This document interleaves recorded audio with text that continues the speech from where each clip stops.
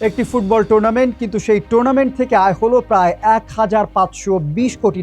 শুধু এটি ফুটবলের লড়াই নয়, 2026 বিশ্বকাপ যেন পরিণত হয়েছিল বিশ্বের সবচেয়ে বড় বাণিজ্যিক আসরে। তাহলে কিভাবে গড়ল এই অবিশ্বাস্য রেকর্ড? চলুন জেনে নেওয়া যাক।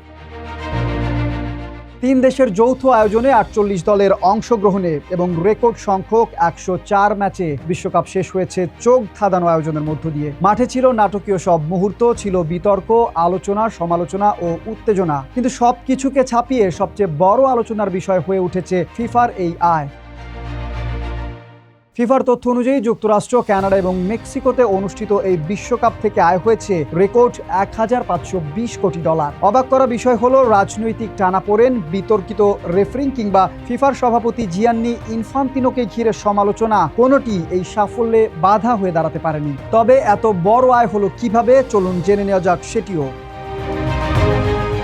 এবার প্রথমবারের মতো বিশ্বকাপে খেলেছে 48টি দল, ফলে ম্যাচ বেড়ে হয়েছে 104টিতে। স্বাভাবিকভাবেই টিকিট বিক্রি, সম্প্রচার সত্ত্ব এবং স্পন্সরশিপ থেকেও এসেছে বিপুল পরিমাণ অর্থ।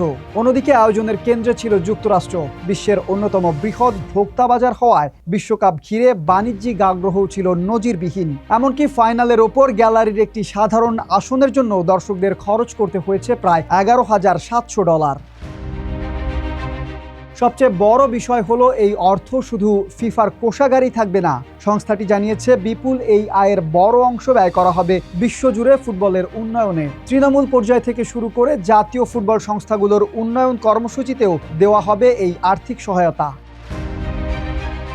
4 বছর আগে কাতার বিশ্বকাপ থেকে ফিফার আয় হয়েছিল প্রায় $760 কোটি, আর এবার সেই অঙ্ক প্রায় দ্বিগুণ। অর্থাৎ 2026 বিশ্বকাপ শুধু নতুন চ্যাম্পিয়নই দেয়নি, ফুটবল ইতিহাসে গড়েছে আয়ের বড় বিশ্ব রেকর্ড।